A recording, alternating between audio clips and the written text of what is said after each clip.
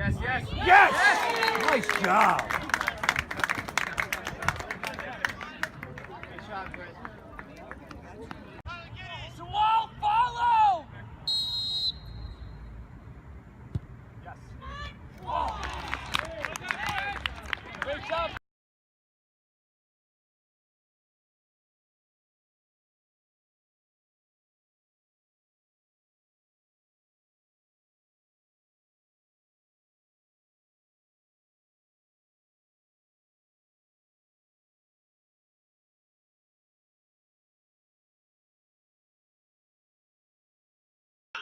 So, in order to describe this game in detail, I'm going to give different viewpoints. So, I'm going to give you my viewpoint of what I saw on the field, what I saw before and after the game.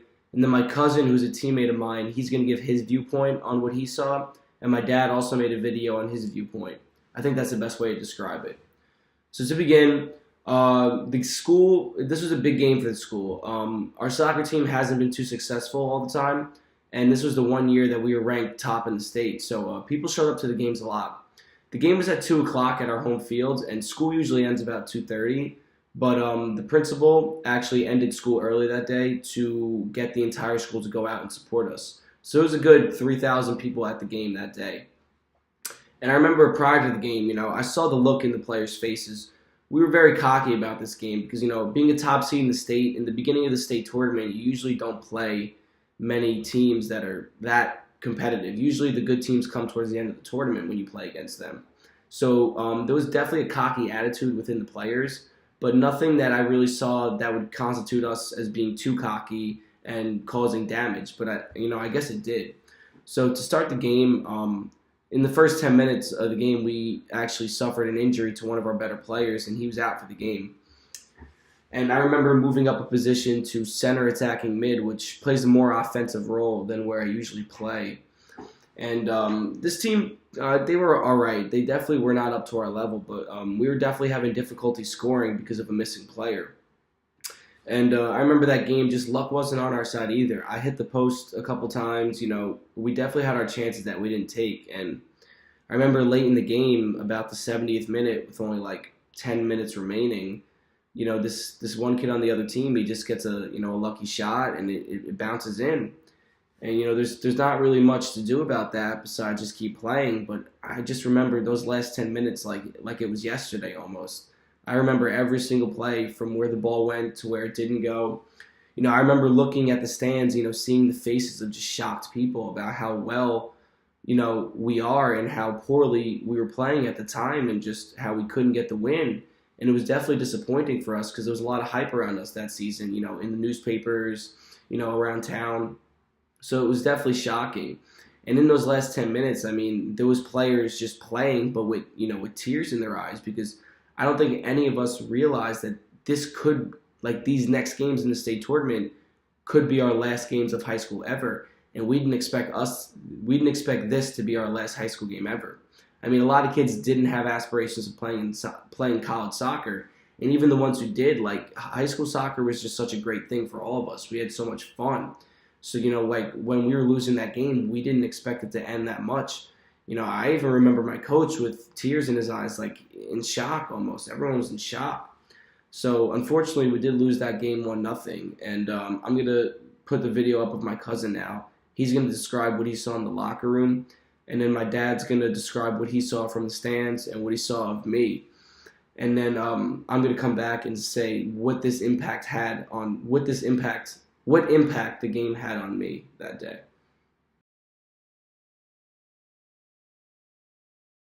I'm John Michael. I'm Chris's younger cousin. At the time, I was on the JV team. Us JV kids would often attend the varsity games because they usually played at a later time than us. So we were all in the locker room. We're all getting ready to go up as a team, help support them.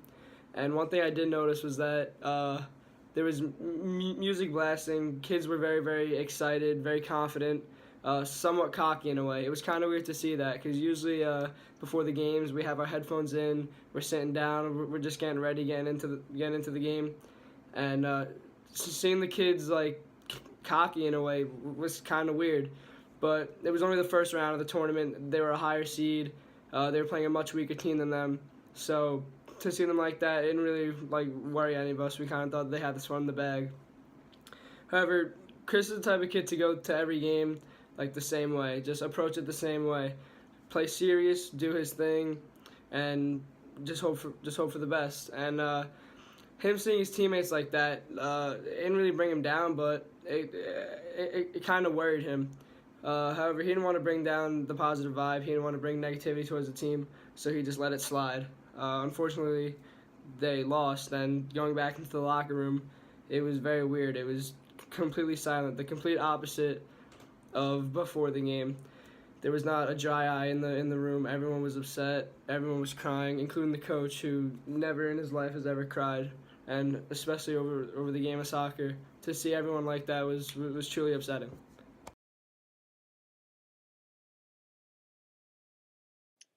Hey Chris, I watched you play soccer for a lot of years, but senior year in high school was one of the most memorable seasons ever.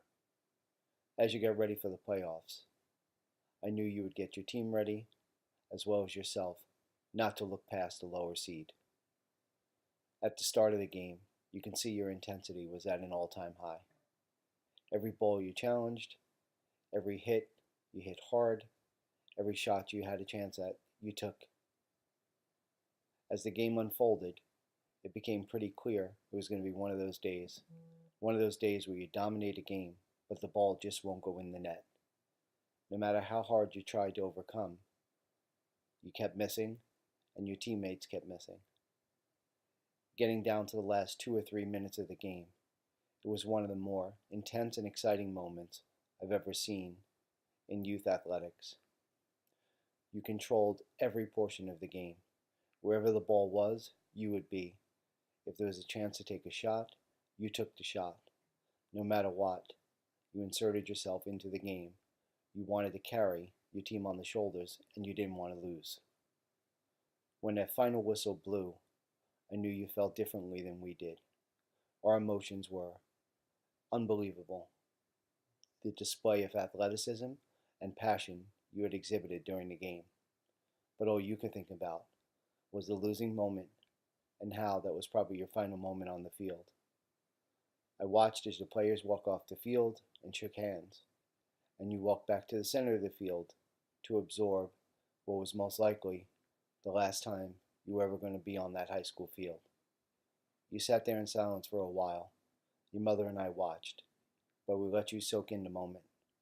I hope it's something you always remember, because you'll look back years from now and realize it was one of the most memorable and best times of your life.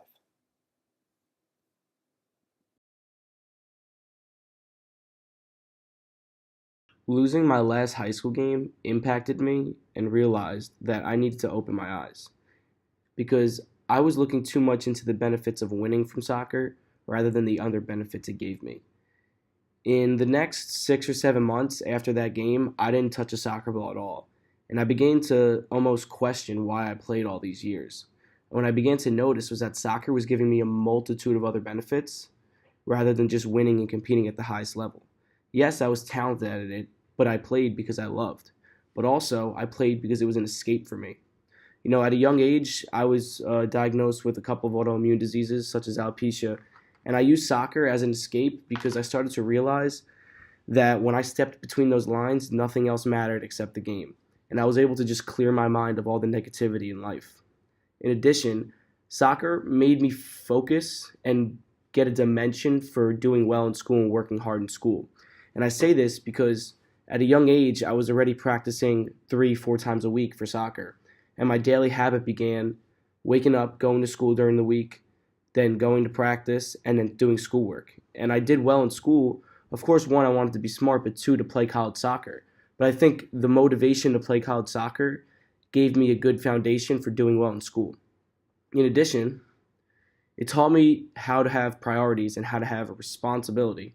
Honestly, without it, I don't really think I would make the best decisions right now in my life. I think soccer taught me a lot of things. You know, sometimes I'd had to stay home, senior year, junior year, stay home on a weekend because I needed to make sure that I was up and ready for my game. And I think a lot of that was because I care. And soccer taught me to prioritize the important things in life and to make sacrifices for things that will come around again.